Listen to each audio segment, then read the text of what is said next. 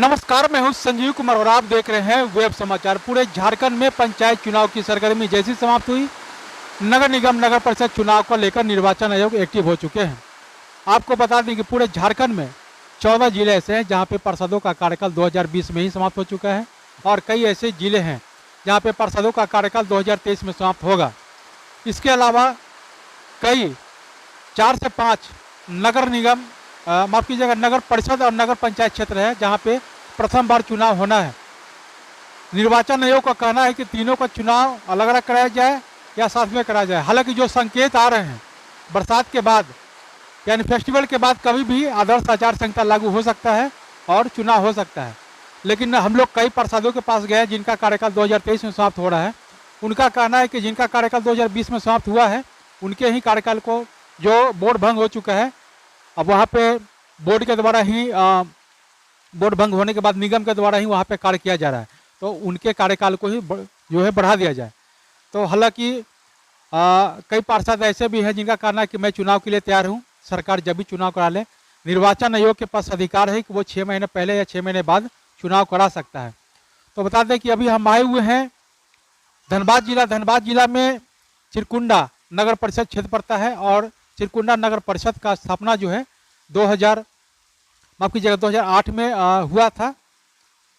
2008 में हुआ था और इसके बाद से 3 टर्म यहाँ पे पार्षदों का कार्यकाल रहा। तो अभी हम आए हुए हैं चिरकुंडा नगर परिषद उपाध्यक्ष के पास। आपको बता दें कि यहाँ पे पार्टी लेवल पर जो है चुनाव हुआ था, अध्यक्ष और उपाध्यक्ष का।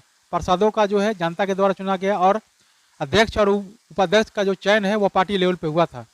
तो अभी हमसे जुड़े हुए हैं जयप्रकाश सिंह जी हैं, तो इनसे जानते हैं कि जब जनता ने आपको चुना और पार्टी लेवल पे चुनाव हुआ तो इन 5 वर्षों में आपके द्वारा क्या कुछ डेवलपमेंट यानी विकास का काम हुआ पूरे चिरकुंडा नगर परिषद में?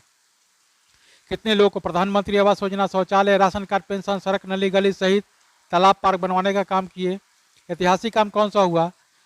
इस नगर पंचायत की सबसे बड़ी समस्या क्या है और आगे की क्या रणनीति है? तो वहाँ बिंदुओं पे बातचीत होगी।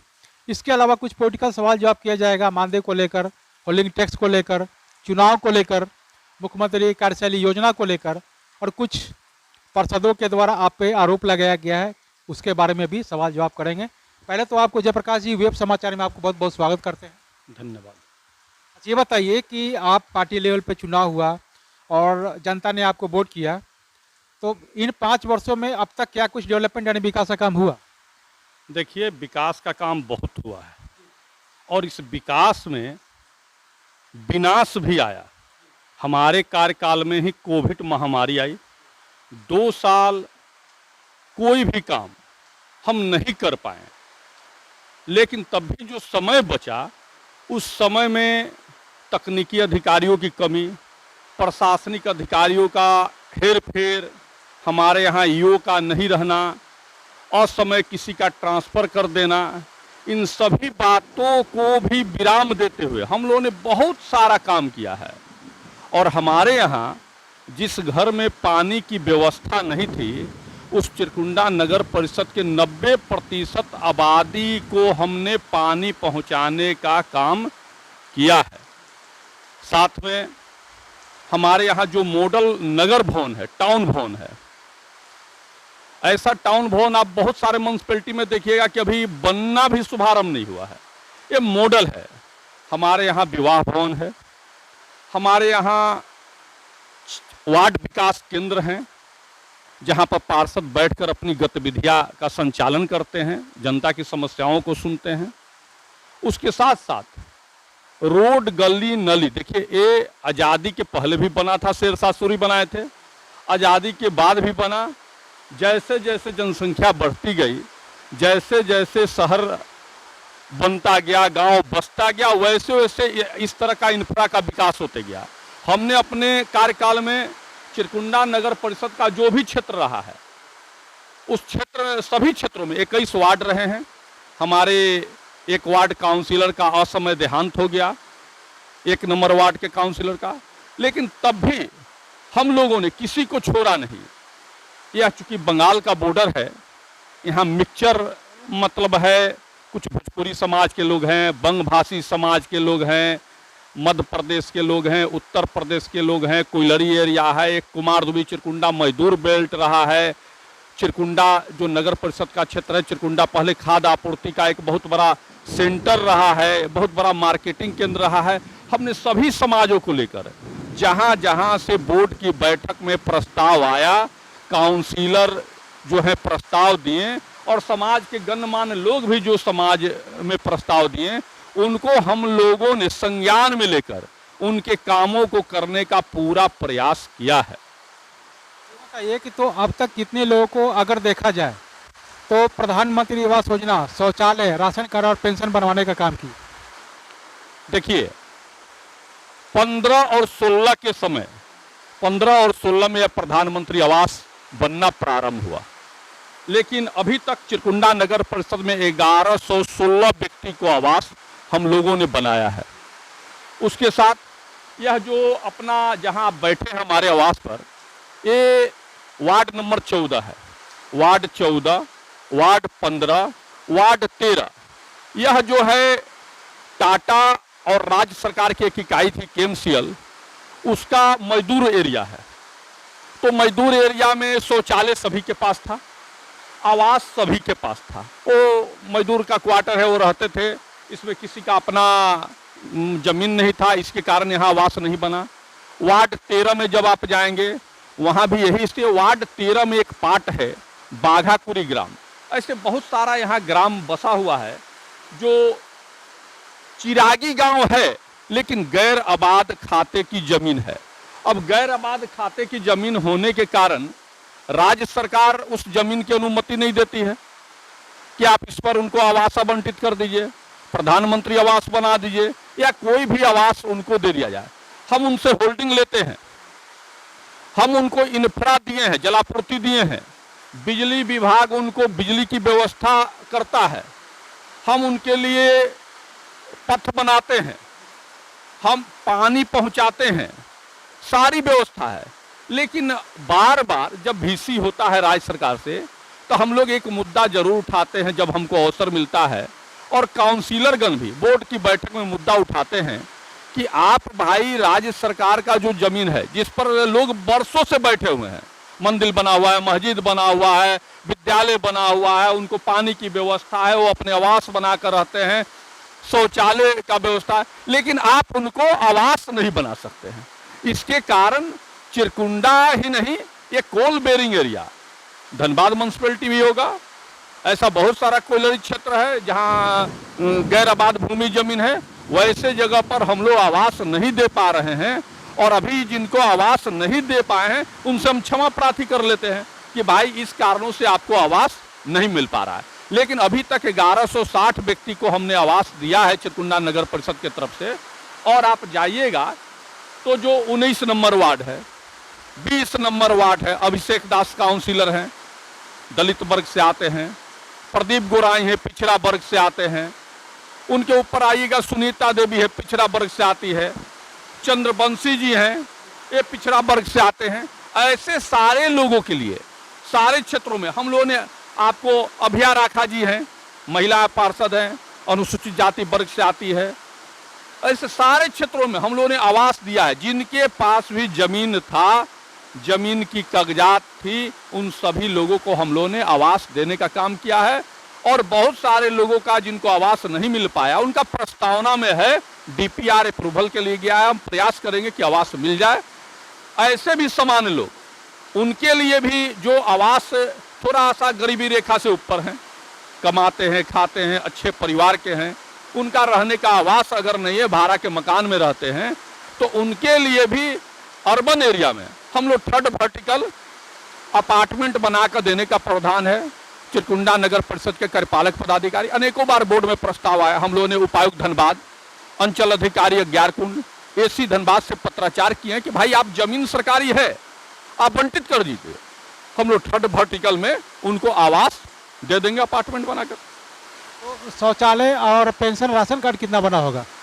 देखिए, ये जो चिरकुंडा क्षेत्र का 21 वार्ड है, आप सभी लोगों को लगभग, ये जो हमारा एरिया जहां निवास स्थान करते हैं, इस निवास स्थान में हमारे क्षेत्र में मेरा ही एक परिवार है जो राशन नहीं लेता है और ना हम लोग राशन कार्ड बनाए हैं, क्योंकि यह जो राशन है ये खाद्य आपूर्ति विभाग या जो भारत सरकार ने जो डिजाइन किया है, इनमें उनको लेना चाहिए जो किसी भी परिस्थिति में सरकारी नौकरी में नहीं है, जिनके यहाँ 4 चक्का नहीं है, थोड़ा अपग्रेड है, उनको नहीं लेना चाहिए।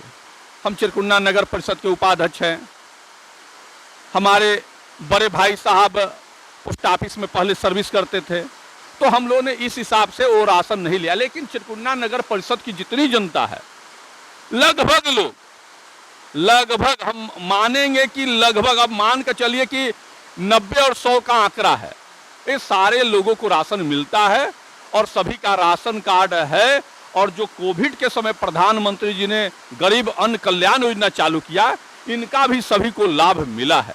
39 यहाँ जन वितरण प्रणाली के दुकानदार हैं, उनके द्वारा राशन वितरण किया जाता है। समय समय पर शिकायत आती है कि राशन नहीं मिल रहा है, पैसा वाला मिल गया, 1 रुपये वाला, फ्री वाला नहीं मिला, तो कार्यालय के द्वारा हम लोग जन वितरण प्रणाली के दुकानदारों पर दबाव बनाते हैं, उनको चेक करवाते हैं अधिकारियों से कि भाई क्या बात है, तो उस तरह से राशन मिलता है। सभी को हम लोगों ने प्रयास किया है।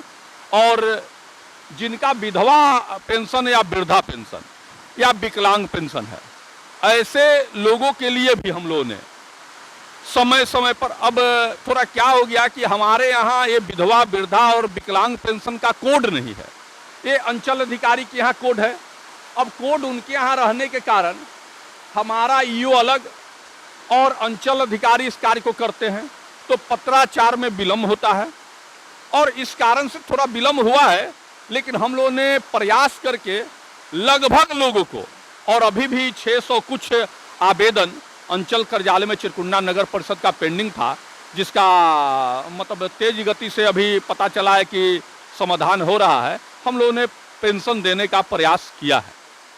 कोरोना काल में जिस तरह से आपने लोगों को मदद किया, और राज्य सरकार ने, अभी कोरोना का प्रकोप अभी भी बरकरार है, जब तक कि 2 साल से ऊपर के बच्चों को वैक्सीन नहीं पड़ जाता है, तो राज्य सरकार ने होल्डिंग टैक्स बढ़ा दिया है, क्या ये सही है?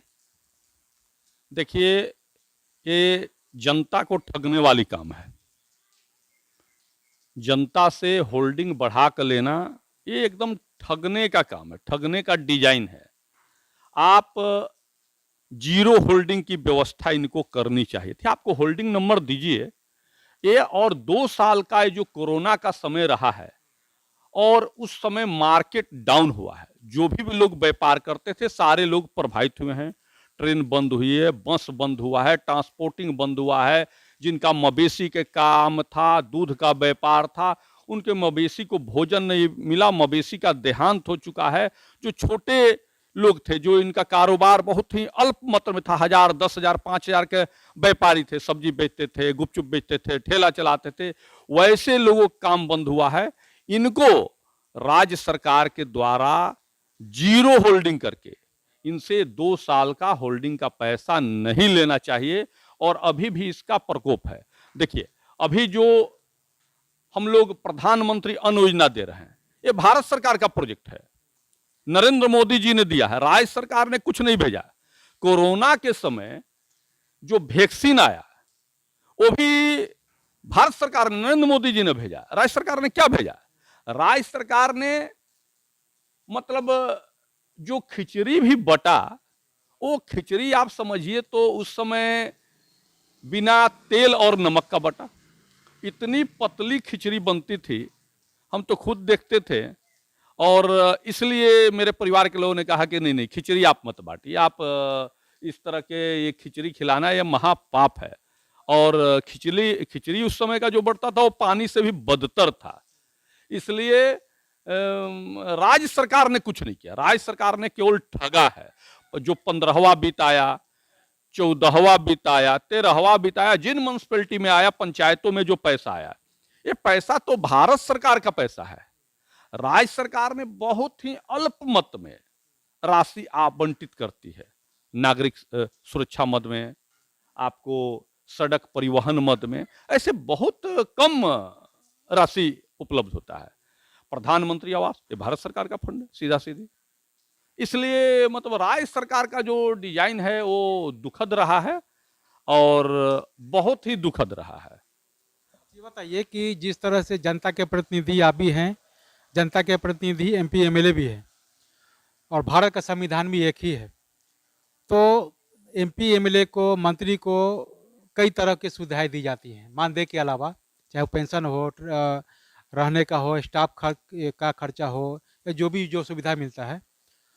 तो क्या इसके लिए क्या आपने बोर्ड में आवाज़ उठाया कभी, या इसके लिए केंद्र सरकार या राज्य सरकार से क्या मांग करते हैं? जब आम पब्लिक के लिए आप जब पेंशन योजना का लाभ दे रहे हैं, तो आप भी जनता के प्रतिनिधि हैं, तो आप लोगों को मिलना चाहिए कि नहीं मिलना चाहिए? देखिए, जब प्रथम बार नगर पंचायत बना था तो उस समय राज्य सरकार यहाँ के पार्षद, यहाँ के अध्यक्ष, यहाँ के उपाध्यक्ष के लिए वेतन बोलिए या परिश्रमिक बोलिए, जो भी कुछ राशि आवंटित करती थी और राशि आता था और 5,000 या 6,000 जो भी होता था पार्षद को, और जो 5-7,000 होता था अध्यक्ष उपाध्यक्ष को, ये मिलता था। ये हमारे आने की पहले की बात है। उसके बाद जब दूसरा बार यहाँ चुनाव हुआ तो चर्चा में ये बात आया कि राज्य सरकार ने राशि देना बंद कर दिया। फिर हम निर्वाचित होकर तीसरी बार जब हम पहुँचे तीसरा टर्म में, तो हमने देखा कि राज्य सरकार वेतन या पार्षद या ऐसा कुछ करके कोई राशि आवंटित नहीं करती है। राज्य सरकार का है कि कमाओ और खाओ। तो कमाओ और खाओ मतलब होल्डिंग से पैसा हो लो। अब होल्डिंग राज्य सरकार का है, राज्य सरकार बोलती है कि भाई होल्डिंग बढ़ा दिया। कहाँ से बढ़ाया? रांची से बढ़ाया। उसमें जो यहाँ जो कंपनी काम करती है, सफाई की व्यवस्था करती है, वो भी कंपनी एकदम खत्म कंपनी है, और उसको इतनी प्रतिशत राशि उसमें से दे दीजिए। उसके बाद ऑफिस के जो स्टाफ हैं, जिनको यहाँ पर अस्थायी रूप से रखा गया था, काम करने के लिए स्टाफ की कमी थी, उनको वेतन दे दीजिए। उसके बाद क्या होता है, कुछ राशि आता है तो कर्जालय है तो डीजल, भाई काम करना है तो बिजली की समस्या है तो जनरेटर है तो उसमें डीजल रख दीजिए। उसके बाद जो हमारे सफाई कर्मचारी हैं, वो सफाई कर्मचारी का यहाँ पर कुछ महिला बहनें हैं 8-10 की संख्या में, और 21 वार्ड है तो 21 वार्ड में 21 दूनी 42 ऐसे सफाई कर्मचारी हैं। उसके अलावा ड्राइवर हैं, इनका वेतन दे दीजिए। तो व्यवस्था ही नहीं है। राज्य सरकार को वेतन मद में अभी जो हमारे पार्षद हैं उनको अगर पूरा स्मरण नहीं हो पा रहा हमको, लेकिन हमको लगता है कि जनवरी तक का हम लोग परिश्रमिक या वेतन जो भी बोलिए हम लोग दे पाए हैं।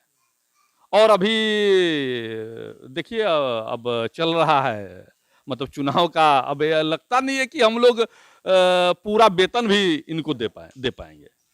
तो ये कई पार्षदों के पास गए, उनका कहना है कि कम से कम हम लोग महिला पार्षद हैं, हम लोग को नगर परिषद में बैठने की व्यवस्था नहीं है। महिलाओं के साथ कभी कार्यपालक के चैम्बर में बैठते हैं, कभी इधर बैठते हैं, कभी उधर बैठते हैं। हम लोग बोर्ड में कई बार इस मुद्दों को लेकर के हम लोगों ने अध्यक्ष उपाध्यक्ष जी को अवगत कराया। तो क्या व्यवस्था होना चाहिए, और जो लोगों ने, पार्षदों ने इस मामला को उठाया। दूसरा कि कई पार्षदों के द्वारा आरोप लगाया गया कि कुछ गबन का मामला था जिसको लेकर के जांच टीम गठित किया गया है, उसका अभी तक कुछ ये रिजल्ट नहीं आया है। इसके बारे में क्या कुछ कहेंगे? देखिए, जहां महिला पार्षद बहनों का बैठने की व्यवस्था की बात है ना, तो हमारे यहाँ 4 वार्ड विकास केंद्र बना है। बोर्ड के प्रोसीडिंग में तय है कि 1 वार्ड विकास केंद्र से 3 वार्ड के पार्षद अपनी गतिविधियां का संचालन करेंगे, और अभी 3 प्रस्तावना में है, उसके लिए राशि आवंटित हो गई है 15वें वित्त से, बहुत जल्दी निविदा हो जाएगा, तो 7 वार्ड विकास केंद्र हो गया। आस्ते आस्ते हम लोग प्रयास कर रहे हैं कि सभी वार्डों में वार्ड विकास केंद्र बन जाए, जहां से पार्षद अपनी गतिविधियां संचालित कर पाए और वहां जनता की समस्या सुने। नगर परिषद के भवन में हम जब चुनाव जीत कर गए तो हमने देखा कि एक चेंबर हमारे लिए है, एक चेंबर अध्यक्ष के लिए है, एक चेंबर कार्यपालक पदाधिकारी के है, 3 चेंबर जो है वो कर्मचारी जो हैं जो कार्य संचालन करते हैं उनके लिए है, एक छोटा सा रूम है जहां पर हम लोगों ने सभी पार्षद के प्रतिनिधि जो महिला पार्षद हैं उनके प्रतिनिधि, अगर वो नहीं आती है तो किसी कारण से महिला पार्षद या पार्षद सभी को बैठने की व्यवस्था बनाई है कि आप कोई काम से अगर आते हैं तो आपको बैठने, और हमारा जो चेंबर है उस समय आप हमारे चेंबर में आइएगा तो हर समय चेंबर खुला रहता है और हर समय हमारे पास पार्षद बैठे रहते हैं और उनकी बातों को और उनके साथ जो आए हुए लोग रहते हैं उनकी बात हम सुनते हैं। और जहाँ तक आपने गबन की बात कही ना, तो गबन का बात ऐसा है कि किसने कहाँ शिकायत किया और किसने जांच किया, तो जो शिकायत किया वो जानता है और जो जांच किया एजेंसी वो जानती है। ना हमने शिकायत को, हमारे पास कोई शिकायत लेकर आया और ना हमारे पास कोई जांच एजेंसी आई कि भाई क्या कर रहे हैं। देखिए यहाँ पर क्या है कि पहले समझिए कि ये बात लोग आपको बताएंगे कि नहीं मीडिया के सामने, पहले निविदा समिति के सभापति अध्यक्ष मेयर होते थे। रघुवर जी की सरकार आई तो रघुवर जी ने ईमानदारी पूर्वक निविदा समिति के अध्यक्ष पद से इन लोगों को हटा दिया और हटाने के बाद ये प्रशासनिक अधिकारी निविदा समिति के सभापति और मेंबर बने। तो जब वो निविदा समिति के मेंबर हैं, निविदा ऑनलाइन है, परचेजिंग भी करना है तो आपको जेम पोर्टल पर करना है, तो वो समझेंगे उसमें अध्यक्ष उपाध्यक्ष या पार्षद की कोई भूमिका नहीं है।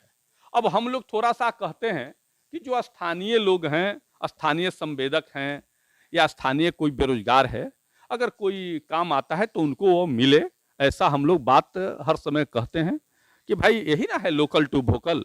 अब कोविड का समय बीता है या कोविड रहा है, बाहर से प्रवासी कैपिटलिस्ट या प्रवासी मजदूर सभी लोग अपने घर लौट चुके हैं, तो उनको लोकल टू वोकल में काम मिले, ऐसा हम लोग हर समय आवाज उठाते रहते हैं।